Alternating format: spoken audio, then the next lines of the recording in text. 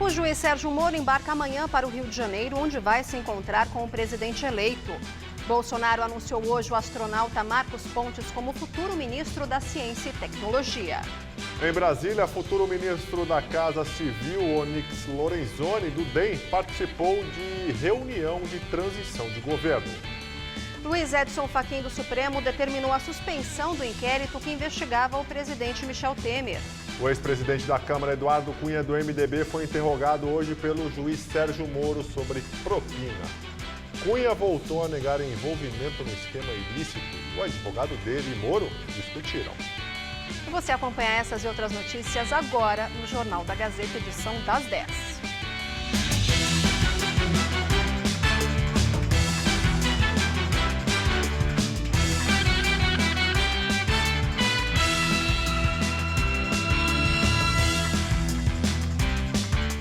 Olá, boa noite. Boa noite. O novo governador de São Paulo, João Dória, do PSDB, disse que vai substituir carros oficiais pelo uso de aplicativos de transporte, visando a economia dos custos públicos. De acordo com Dória, essa é uma das medidas que serão adotadas a partir de um grande estudo de corte dos custos do governo para implementação a partir de janeiro.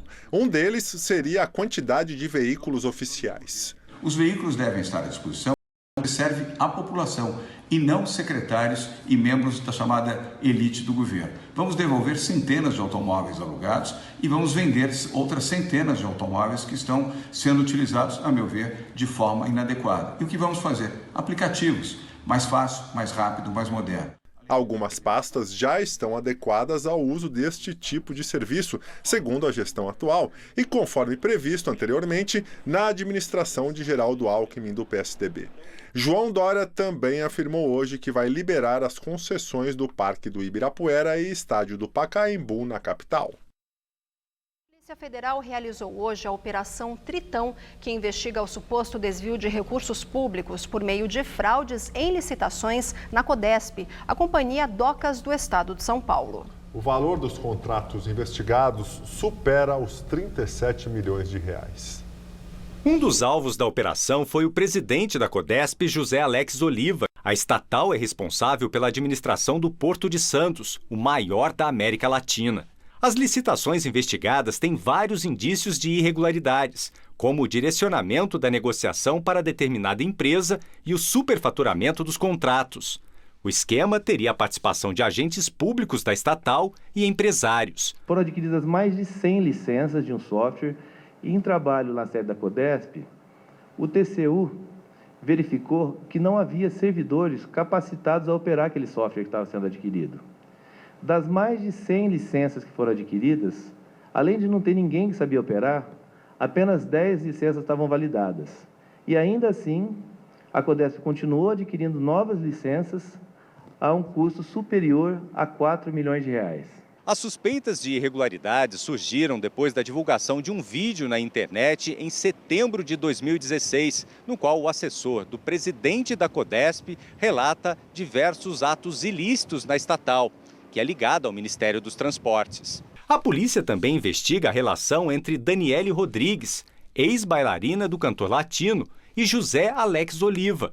Segundo o delegado Vitor Ferreira, chefe da Delegacia de Combate à Corrupção da Polícia Federal em São Paulo, Daniele recebeu em sua conta bancária R$ 154 mil em 3 transferências feitas pela empresa Capital 3, suspeita de participar do esquema de licitações fraudulentas. A suspeita, segundo a investigação, é que pode se tratar de propina. Essa moça, coincidentemente, foi contratada como assessora do presidente da Codesp. E ela permaneceu por menos de uma semana no cargo, porque ela foi demitida em razão de pressão dos sindicatos dos servidores, que alegaram que ela não tinha a mínima qualificação para estar lá no cargo, e que, além disso, prestava os serviços da cidade dela, que, se eu não me engano, é Laguna, em Santa Catarina. O Jornal da Gazeta, edição das 10, não conseguiu contato com os citados na reportagem. Aqueles que tiveram a prisão temporária decretada vão responder por corrupção ativa e passiva, associação criminosa, fraude a licitações e peculato. As penas previstas vão de 1 a 12 anos de prisão. O ministro Luiz Edson Fachin, relator da Operação Lava Jato no Supremo Tribunal Federal, determinou a suspensão temporária do inquérito que investigava o presidente Michel Temer por supostos repasses ilegais da Odebrecht ao MDB. A decisão foi tomada na segunda-feira pelo ministro Edson Fachin, mas só hoje foi lançada no sistema processual do STF. A suspensão do inquérito contra Temer foi pedida pela própria Procuradora-Geral da República, Raquel Dodge. Segundo a decisão, a investigação fica parada até que Temer deixe a presidência da República em 31 de dezembro. Fachin determinou que, após o fim do mandato, o processo siga para o Ministério Público Federal e caberá aos procuradores a decisão de denunciar o MDBista à Justiça. O inquérito se refere a um jantar no Palácio do Jaburu em maio de 2014, no qual, segundo delatores da Odebrecht, Temer acertou o repasse de 10 milhões de reais da construtora ao partido dele. No relatório final, a Polícia Federal viu indícios de que Temer foi beneficiado pessoalmente por parte do dinheiro ilícito doado pela Odebrecht. Segundo o delegado Thiago Delabari, responsável pelo caso, há evidências de repasses de R$ 1.400.000 da construtora diretamente a Michel Temer. O pedido de propina teria partido do atual ministro de Minas e Energia, Moreira Franco, e de Eliseu Padilha, atualmente na Casa Civil. Eles também são investigados no inquérito da Polícia Federal. Jair Bolsonaro, do PSL, anuncia o astronauta Marcos Pontes como futuro ministro da Ciência e Tecnologia. E o juiz Sérgio Moro vai se reunir com o presidente eleito amanhã no Rio. Hoje, o presidente eleito saiu de casa no fim da manhã para acompanhar uma homenagem na praia da Barra da Tijuca. Jair Bolsonaro estava escoltado por policiais federais. Na praia, na mesma região em que mora, assistiu a uma apresentação de cerca de 10 minutos de pilotos acrobáticos do Clube Céu, que são da reserva da Força Aérea. Pelo Twitter, confirmou o astronauta Marcos Pontes como ministro da Ciência e Tecnologia. E amanhã o presidente eleito deve se encontrar com o juiz Sérgio Moro, responsável pela Lava Jato na primeira instância. Bolsonaro declarou que gostaria do magistrado em seu governo ou numa futura vaga no Supremo Tribunal Federal. A reunião deve acontecer na casa de Bolsonaro, no Rio de Janeiro. A expectativa é a de que, se aceitar o convite, Moro fique neste primeiro momento na Justiça. Ontem, a equipe de Bolsonaro discutiu a formatação da pasta que abrigaria novamente a Polícia Federal, que hoje está subordinada ao Ministério da Segurança Pública. Em nota, Sérgio Moro não descartou a possibilidade de entrar para o governo de Bolsonaro. Disse que, se efetivado, o convite será objeto de ponderada discussão e reflexão. Se optar por entrar no governo, Moro deve pedir exoneração da função de juiz devido à lei orgânica da magistratura. Pela legislação, a única função acumulativa para um juiz é a de dar aulas em universidades. Durante o governo Bolsonaro, vão abrir 2 vagas no Supremo.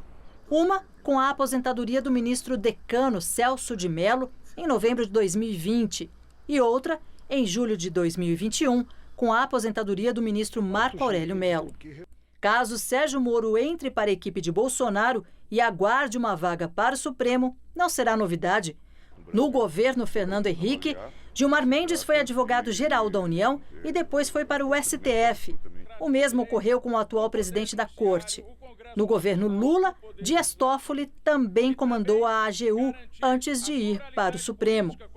Já na gestão Temer, Alexandre de Moraes assumiu a pasta da Justiça e depois foi nomeado ministro do STF após a morte de Teori Zavascki. O futuro ministro da Casa Civil, Onyx Lorenzoni, do DEM, fez hoje à tarde a primeira reunião de transição com o atual chefe da pasta, Eliseu Padilha, do MDB.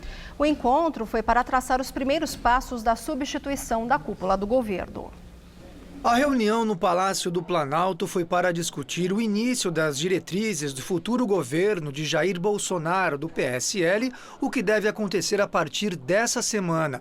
O presidente vem na próxima semana a Brasília para visitar os poderes, vai se encontrar também com o presidente Temer, para, vamos dizer assim, iniciar entre os dois presidentes, né, o atual e o futuro, todo esse processo mais formalmente. A equipe de transição poderá ter até 50 nomes. Os principais já são dados como certos para ficarem no governo após 1º de janeiro. É o caso de Marcos Cintra, ex-deputado federal, ex-vereador e ex-secretário municipal de Planejamento de São Paulo. Outro da lista é Roberto Castelo Branco, doutor em economia pela FGV e pós-doutor pela Universidade de Chicago. Castelo Branco foi diretor do Banco Central, professor na FGV, presidente executivo do IBMEC e economista-chefe da Vale do Rio Doce. Todos ficarão sob a alçada do novo ministro da Economia, Paulo Guedes, dentro do superministério que será criado com a fusão da Fazenda, Planejamento e Indústria e Comércio Exterior. Já o coordenador da transição e futuro ministro da Casa Civil, Onyx Lorenzoni, é veterinário por formação e tem uma extensa carreira política. Esse ano, foi eleito deputado federal pelo DEM para o 5º mandato consecutivo. Apesar da postura incisiva contra a corrupção, em 2017, Onyx Lorenzoni foi citado em uma das delações do Grupo JBS Friboi, já homologada pelo Supremo Tribunal Federal. Na época, ele estava em uma lista de políticos entregue por Ricardo Saldi, o ex-diretor de Relações Institucionais da empresa. De acordo com o delator, cada um desta lista, incluindo Lorenzoni, recebeu R$200 mil. Após a divulgação da delação, Onyx Lorenzoni confessou ter recebido R$100 mil da JBS Friboi em 2014, valor não contabilizado pela campanha. A prática configuraria crime de Caixa 2, mas até agora não há inquérito aberto contra ele. E agora vamos ao comentário de economia com Vinícius Torres Freire. O presidente eleito Jair Bolsonaro vai ter menos ministérios, uma promessa de campanha. É uma daquelas promessas que, se cumpridas à risca, podem dar em problema e pouca solução. O número de ministérios deve cair dos atuais 29 para 16, algo por aí. Parece que o governo diminui, certo? Parece que assim vai haver menos gasto, certo? Não é bem assim. Vai haver, com certeza, menos ministros, mas muitas das estruturas dos ministérios permanecem, são necessárias, com exceção de algumas poucas duplicadas. Em resumo, é como tirar a casca do ovo cozido e ficar com ovo. Há alguma economia, sim, mas ínfima, perto daquilo que precisa ser economizado pelo governo é muito pouco. Pode haver problemas também como confusão administrativa e política, perda de tempo quando o país precisa se concentrar em reformas urgentes. Um superministério pode ser tão grande que fica difícil de administrar. Mesmo com bons assessores, tudo acaba na mão do ministro. O indicado ao superministro da Economia, Paulo Guedes, vai ter muito poder, mas vai ter muito problema, muito diferente para lidar. Vai ficar com o Tesouro, que libera o dinheiro, a Receita com a dívida pública, com o orçamento, com os servidores, as estatais, a Previdência, a política de apoio à indústria, a política de comércio exterior, entre outras dezenas de tarefas. Primeiro, vai levar tempo a organizar esse superministério muito complexo. Segundo, muito mais importante, o ministro vai levar para sua pasta um monte de conflitos políticos. Por quê? Porque vai ter de negociar no Congresso e com a sociedade um monte de reformas polêmicas. Previdência, gasto com funcionalismo, venda de empresas estatais, abertura do país para mais importações. O problema não é apenas um superministério da Economia, um dos mais poderosos, já criados na história da República, se não o mais poderoso. Pode acontecer problema político na mistura do Ministério da Agricultura com o do Meio Ambiente, por exemplo. Ou vai ter conflito entre as duas áreas, ou uma delas pode ser derrubada pela outra, assim como a floresta. Boa noite. Em entrevista exclusiva ao jornal Folha de São Paulo, o candidato derrotado à presidência, Ciro Gomes, do PDT, reafirmou que não vai fazer mais campanha para o PT, porque foi miseravelmente traído pelo ex-presidente Lula. Esta foi a primeira entrevista de Ciro Gomes, terceiro colocado na disputa, depois da vitória de Jair Bolsonaro do PSL à presidência da República. Questionado sobre a declaração que havia dado de que choraria e deixaria a política caso Bolsonaro fosse eleito, ele disse que fez a afirmação comovidamente e que ouviu apelos de várias pessoas. Ciro destacou ainda que, apesar de não saber se vai sair candidato mais uma vez, tem uma responsabilidade muito grande, já que o país ficou órfão. O pedetista completou que o lulopetismo virou um caudilismo corrupto e corruptor que criou uma força antagônica, que é a maior força política no Brasil hoje. E afirmou: o Bolsonaro estava no lugar certo, na hora certa. Só o petismo fanático vai chamar os 60% do povo brasileiro de fascista. Eu não, de forma nenhuma. Ciro nega ter lavado as mãos ao ter viajado para a Europa depois do primeiro turno, destacando que o sentimento era de impotência, pois a eleição estava perdida, e que não se considera um traidor, já que só há traição quando se dá a palavra e faz o oposto, alegando que não declarou voto em Haddad por não querer mais fazer campanha com o PT. O pedetista revelou que havia sido convidado por Lula para ser seu vice e explicou por que não aceitou integrar a chapa. Segundo Ciro, ele se considerou insultado e não iria participar de uma fraude, cumprir o papelão de Haddad.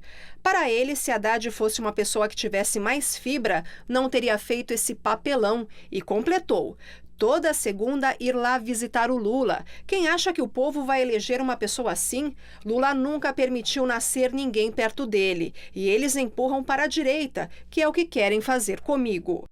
E assim como o irmão Cid Gomes, Ciro disse que o PT precisa fazer uma autocrítica, enfatizando que todos foram miseravelmente traídos pelo ex-presidente Lula, citando especificamente o episódio do acordo entre petistas e o PSB, quando, apesar de não conseguir a adesão da legenda, o PT sacrificou a sua candidatura ao governo de Pernambuco com o objetivo de garantir que o partido não apoiasse Ciro, deixando-o isolado.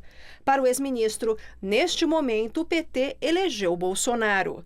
Ciro Gomes afirmou que, para a oposição a Bolsonaro nos próximos 4 anos, ele não quer participar de uma reaglutinação da esquerda, mas sim fundar um novo campo à esquerda onde não se tape o nariz com ladroeira, corrupção, falta de escrúpulo e oportunismo. O ex-deputado Eduardo Cunha, do MDB, foi interrogado hoje pelo juiz Sérgio Moro no processo sobre propina em contratos de navio-sonda da Petrobras. Eduardo Cunha é acusado de participação de um esquema de propina de $5 milhões em contratos da estatal. O deputado cassado negou as acusações durante o depoimento de hoje. Ele disse que é inocente e que a denúncia contra ele é falsa. O MDBista, que está preso no Complexo Médico Penal em Pinhais, na região metropolitana de Curitiba, foi interrogado por cerca de 2 horas. Nesse período, houve várias discussões entre o juiz Sérgio Moro e o advogado de defesa de Cunha. O senhor teria recebido recursos provenientes de um acerto de corrupção envolvendo contratos na Petrobras. Existe alguma... em relação a essa acusação, ela é algum ponto verdadeiro? Ela é falsa. Só pela ordem, Vossa Excelência... Está inapropriado, doutor, o seu comportamento. É só para... O senhor sucessivamente interrompe o juízo faz as perguntas que ele entender pertinentes. A denúncia envolve um crime de lavagem e um acerto de corrupção. Se o doutor não entendeu a denúncia, talvez tenha que ler de novo. E querendo me ensinar aqui que eu posso perguntar ou não posso perguntar? Não, doutor, eu acho inapropriado. Estou só agindo no... Eu acho que cada ator do processo tem um papel no processo. Estou só no meu papel. Na verdade, eu quero alertar você. Eu agradeço os alertas e eu dispenso eles. Pois é, certo? Mas eu vou continuar fazendo. Eu não tenho mais perguntas. É inviável interrogar o seu cliente com a defesa interferindo a todo momento. Na Lava Jato, Cunha já foi condenado a 14 anos de prisão. Em um outro processo em Brasília, por corrupção na Caixa, ele também foi condenado a mais 24 anos de cadeia. O ex-governador do Paraná, Beto Richa, do PSDB, e outras 12 pessoas viraram réus na Operação Rádio Patrulha. A operação investiga supostos desvios de verbas no programa Patrulha do Campo entre 2012 e 2014. O programa foi criado com o objetivo de manter as estradas rurais do estado. De acordo com as investigações, mais de R$8 milhões foram pagos em vantagens indevidas. Além de Beto Richa, a mulher dele, Fernanda Richa, e o irmão, Pepe Richa, também são investigados. Beto Richa é acusado de corrupção passiva e fraude à licitação. Os réus chegaram a ser presos no dia 11 de setembro, mas foram soltos após decisão do ministro Gilmar Mendes, do Supremo Tribunal Federal. Preso por depredar agências bancárias no centro durante manifestação ontem, vai responder em liberdade por dano ao patrimônio público e desacato. Outros 4 menores seguem apreendidos. Eles participavam de um ato contra o presidente eleito Jair Bolsonaro e de postagens racistas na internet. Essa agência bancária no viaduto 9 de julho nem abriu hoje. Esta outra funcionou parcialmente. Elas foram depredadas ontem à noite no final de uma manifestação contra o presidente eleito Jair Bolsonaro. A confusão começou na região central. A polícia diz que reagiu quando os manifestantes começaram a atirar garrafas contra a tropa. Moradores dos prédios vizinhos registraram o intenso barulho das bombas usadas pela PM. Hudson Kazuki da Silva, de 18 anos, foi preso e 4 menores apreendidos. Segundo o boletim de ocorrência registrado na delegacia dos Jardins, eles foram flagrados vandalizando as agências bancárias durante a manifestação e acusados de dano qualificado, desacato e incêndio. Os adolescentes foram encaminhados para a Fundação Casa e serão apresentados à Justiça amanhã. Hudson passou por audiência de custódia e vai responder pelos 3 crimes em liberdade.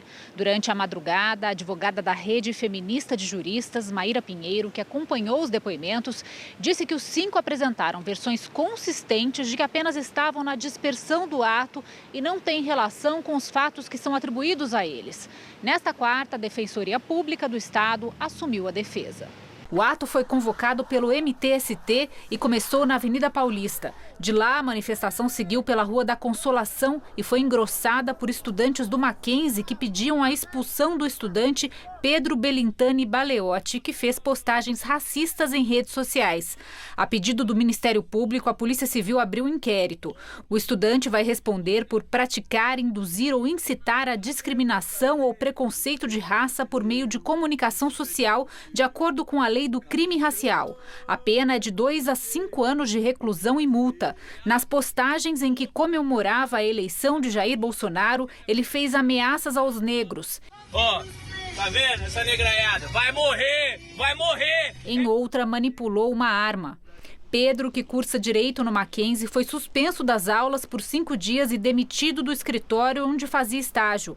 Ontem, em conversa por WhatsApp com a produção do Jornal da Gazeta, ele disse que o vídeo foi um desabafo e um posicionamento político que fez, porém de uma forma descabida e extremamente equivocada. E acrescentou: quem me conhece sabe que não sou racista, muito menos um indivíduo violento, e pediu desculpas. A maioria do Supremo Tribunal Federal confirmou a decisão da ministra Carmen Lúcia, que suspendeu buscas e apreensões de material eleitoral em universidades.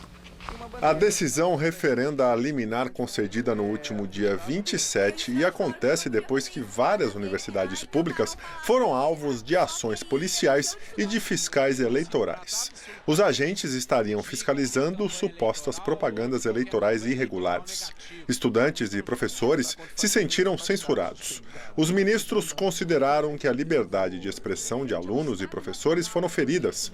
O caso ainda terá o mérito julgado em data indeterminada. E a seguir, o governo da Indonésia anuncia a inspeção em aviões do mesmo modelo que caiu, matando 189 pessoas. Você acredita em bruxaria? No Todo Seu de hoje, eu recebo 2 bruxos que vão nos contar como é a vida de um bruxo moderno. Cristina Padiglione traz as novidades dos bastidores da TV. E vamos curtir juntos a pop dance da talentosíssima Aramar. Se pudesse ser o próprio vento, reflexo perfeito de um amor em movimento. Como a Vênus penetrar nos universos, sentindo seu abraço na luz do luar. Todo Seu é hoje, 10h30 da noite. Fica comigo, tô te esperando.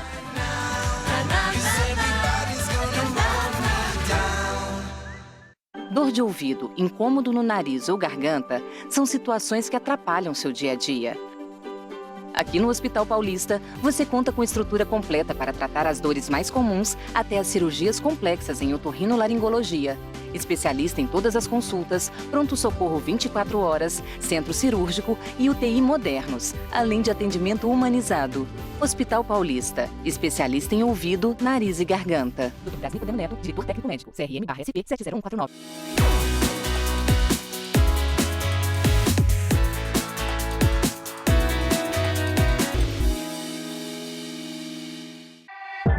fim de escrever a sua própria história? Que tal dirigir a sua própria vida?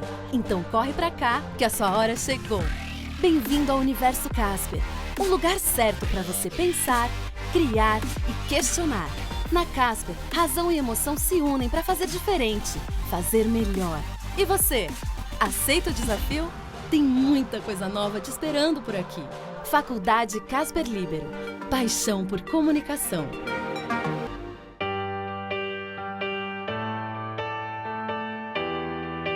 Essa noite promete fortes emoções. O que você quer falar pro seu avô? Sempre passa um filme na cabeça, né? Eu tive meu pai, meu tio, que me ensinaram muitas coisas e hoje eu tô dando a oportunidade para que eles possam ser felizes. Meu sonho era ser jogador de futebol e hoje eu tô tendo a oportunidade de viver esse momento. É uma honra poder te entregar esse prêmio de melhor treinador do Brasil. Que legal, esse garoto realmente é muito fera. Agradeço a todos, sem eles eu não estaria aqui essa noite. Você continua sendo esse cara maravilhoso, esse jogador maravilhoso. Agradeço a Gazeta por esse lindo troféu de todo o coração.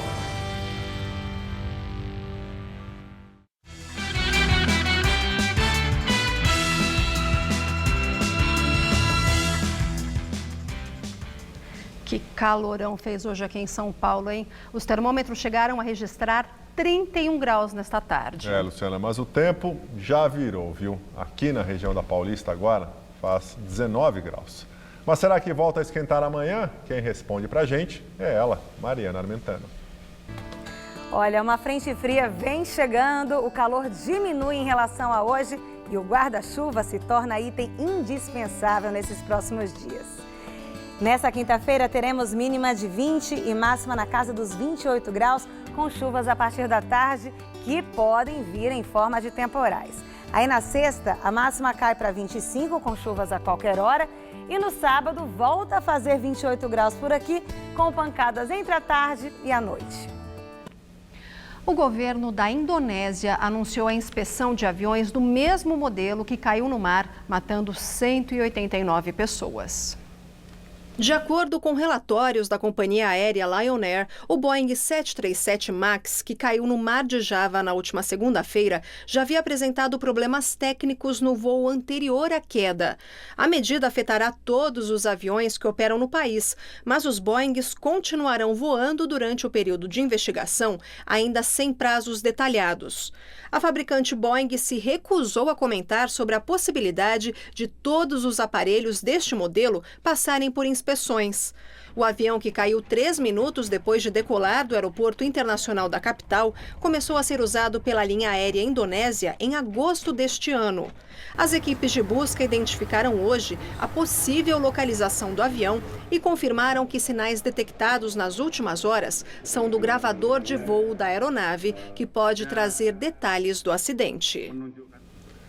O presidente dos Estados Unidos, Donald Trump, afirmou que vai trabalhar para pôr fim à lei que garante o direito à cidadania de todos os nascidos no país. Trump afirmou que a Constituição americana não garante esse direito e que essa cidadania automática custa bilhões de dólares e é muito injusta para os cidadãos americanos. O presidente declarou que pretende assinar um decreto para que as crianças nascidas em território americano e filhas de imigrantes em situação irregular ou não se beneficiem mais deste direito. Porém, juristas do país apontaram que a ideia de Trump ainda está longe de virar realidade, pois necessitaria de uma mudança na Constituição do país, que não pode ser feita por decreto presidencial.